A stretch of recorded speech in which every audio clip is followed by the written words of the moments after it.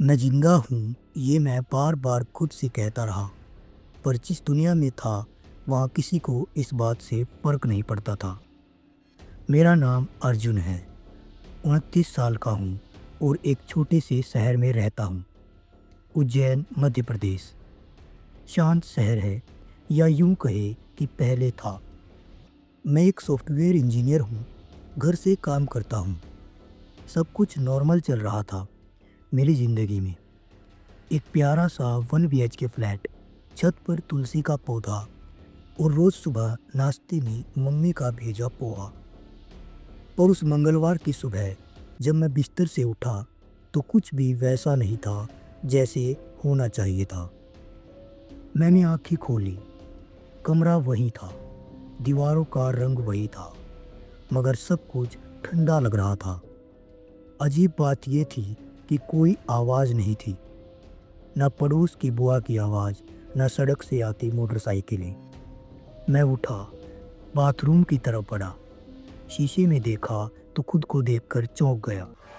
मैं था, लेकिन मेरी आंखों में एक अजीब सा खोखलापन था। मैं जोर से कहा, हेलो, कोई है? पर कोई जवाब नहीं आया। फ़ोन लेकिन साइलेंस में डूबा। मैंने फ़ोन उठाया, स्क्रीन जली नहीं। चार्जिंग पर लगाया, कुछ नहीं हुआ। वाईफाई चालू किया, पर नेटवर्क नहीं था। मैं घबरा गया, घर का दरवाज़ा खोला और भागते हुए बिल्डिंग की छत पर पहुंचा। पूरा मोहल्ला खाली लग रहा था, ना कोई गाड़ी, ना इंसान, ना कुत्ते, ना कुछ नहीं। बस हवा चल रही थी और हर चीज़ जैसे थमी हुई थी। मैंने खुद को चुटकी काटी, दर्द हुआ, मतलब मैं जाग रहा था, मैं जिंदा था। फिर अचानक मुझे अपने ही घर से एक आवाज़ सुनाई दी, दरवाजे के अंदर से। मैं दौड़ कर नीचे आया, कमरे में घुसा तो देखा मैं वहाँ बिस्तर पर लेटा हुआ था। वो मैं कौन था? हाँ, सच कह रहा हूँ, मैं खुद को देख रहा था। मैं वही था, आंखें बंद थी, शरीर हल्का सा काँप रहा था, जैसे बुखार में हो। और पास में मेरी मम्मी बैठी थी, आंखों में आंसू। बेटा अर्जुन, आँख खोलना। मम्मी की आवाज़ से पीछे हटकर मैंने देखा डॉक्टर भी थे वहाँ। हमें माफ़ कीजिए, बहुत देर हो गई। उनका यह वाक्य सुनकर मम्मी ज़ोर से चिल्लाई और मैं समझ नहीं पा रहा था कि क्या हो रहा है। नहीं नहीं, मैं मर नहीं सकता, मैं यहीं हूँ, मैं चिल्लाया। मैंने सबको हिलाने की कोशिश की, पर कोई मुझे देख नहीं रहा था। अब मैं न मरा हुआ था न जिंदा। मैं सिर्फ देख सकता था, महसूस कर सकता था, पर मौजूद नहीं था। तो क्या मैं मर चुका हूँ, या फिर मैं कहीं फंस गया हूँ उस दुनिया और इस दुनिया के बीच? मैं कमरे में खड़ा था, अपनी ही मौत देख चुका था। डॉक्टर ने कह दिया था कि मेरी धड़कनें रुक चुकी थी। माँ रो रही थी, मेरा शरीर वहीं पड़ा था, पर मैं यहाँ खड़ा था, सब देख रहा था। मैं चुपचाप डर के मारे कमरे के एक कोने में खड़ा हो गया, पर एक बात समझ नहीं आ रही थी। मैं अगर मर गया हूँ तो सोच कैसे रहा हूँ, महसूस कैसे कर पा रहा हूँ? घबराहट, डर, ये सब तो जिंदा लोगों को होता है ना। मैंने खुद को कांच में देखने की कोशिश की, लेकिन आईने में मैं नहीं था। हाँ, सीधा देख सकता था, महसूस कर सकता था, पर प्रतिबिंब नहीं था। मैं फ्लैट से बाहर निकल गया। सुनसान सीढ़ियाँ, सन्नाटा, भारी सी हवा। मैं पहली मंजिल से नीचे उतर रहा था कि किसी की आहट आई। चप्पल घसीटने जैसी आवाज़ थी। मैंने मुड़कर देखा, कोई नहीं था। फिर एक पल को पीछे की दीवार पर परछाई सी कुछ हिली।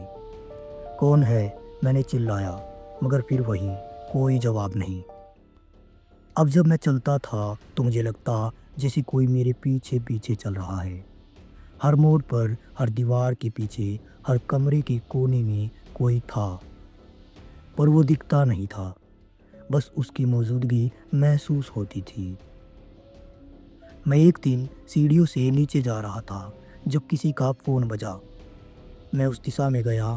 फ़ोन ज़मीन पर रखा था। स्क्रीन पर नाम था अर्जुन, यानी मेरा नाम, पर जवाब देने वाला कोई नहीं था।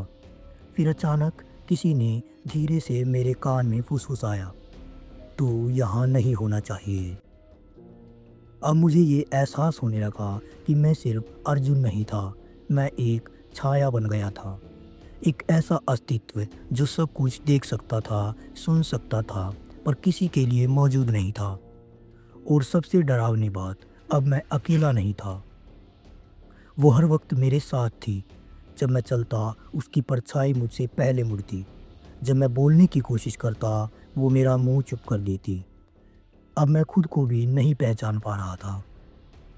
पता नहीं क्यों, पर मेरे मन में आया कि मुझे महाकाल मंदिर जाना चाहिए। मैं सीधा मंदिर की सीढ़ियों पर पहुंचा। वहाँ एक बाबा बैठे थे, जैसे मेरे आने का इंतज़ार कर रहे हों। उन्होंने मेरी ओर बिना देखे कहा, तू वहीं अटका हुआ है जहाँ जीवन और मृत्यु की रेखा मिलती है। मैं सन्न रह गया। मुझे कैसे बाहर निकलना है? बाबा बोले, सवाल ये नहीं कि तू कैसे बाहर निकलेगा, सवाल ये है कि तू वापस ज़िंदगी में जाना चाहता भी है या नहीं। क्या मैं सच में वापस जाना चाहता हूँ, या फिर मैं अब इस नई छाया का हिस्सा बन चुका हूँ? कई सवाल मेरे दिमाग में थे। मंदिर की सीढ़ियों पर बैठा मैं बस यही सोच रहा था, क्या मैं मर गया हूँ? क्या मैं भटक रही आत्मा हूँ? क्या ये सब कोई सपना है? बाबा मेरी ओर देखते बिना बोले, तू अकेला नहीं है बेटा। मैंने बाबा से पूछा, कौन? और कौन है वो? बाबा ने बस इशारा किया, मंदिर के पीछे की ओर। मैं वहाँ गया और पहली बार मैंने उन्हें देखा। वो लोग जो देख तो सकते थे, लेकिन देखे नहीं जा सकते थे। वहाँ एक बुजुर्ग महिला बैठी थी, अपनी सूखी आंखों से बस शून्य में देख रही थी। पास में एक छोटा बच्चा जो बार बार एक खिलौना उठाने की कोशिश कर रहा था, पर हर बार वो उसके हाथ के पार निकल जाता। एक जवान आदमी जो बस अपनी पुरानी बाइक को घूरे जा रहा था, जैसे कह रहा हो, मुझे अभी बहुत कुछ करना है। उनमें से किसी ने मुझसे सीधे बात नहीं की, पर उनकी आंखें, उनका व्यवहार, उनका ठहराव सब कुछ कह रहा था कि हम सभी कहीं न कहीं अटके हुए हैं। कोई अधूरी मोहब्बत में, कोई अधूरे सपनों में, तो कोई अपने परिवार के लिए चिंता में। मुझे लगने लगा कि मैं अब उस बीच की दुनिया में हूँ, जहाँ ना मौत पूरी होती है, ना जिंदगी वापस मिलती है। सिर्फ इंतज़ार होता है किसी दूसरे मौके का। उसी शाम जब मैं मंदिर से वापस लौट रहा था, एक लड़की मंदिर के गेट के पास खड़ी थी। लगभग 25-26 साल की रही होगी। वो सीधा मेरी आंखों में देख रही थी। हाँ, मेरी आंखों में। मैं रुक गया। उसने पूछा, तुम अर्जुन हो? मेरे पैरों तले जमीन खिसक गई। तुम मुझे देख सकती हो? वो मुस्कुराई। हाँ, क्योंकि मैं भी तुम्हारी तरह हूँ। उसका नाम था संध्या। कहानी उसकी भी वैसी ही थी। एक कार एक्सीडेंट, होश आया तो सब कुछ बदल चुका था। उसने कहा, मैं इस बीच की दुनिया में 2 साल से हूँ। शुरू में तो सब डरावना लगता था, पर धीरे धीरे समझ आने लगा। संध्या ने बताया, हम उन जगहों पर जा सकते हैं जहाँ हमारी यादें जुड़ी होती हैं। हम सिर्फ उन्हीं को महसूस कर सकते हैं जो भावनात्मक रूप से जुड़े हों।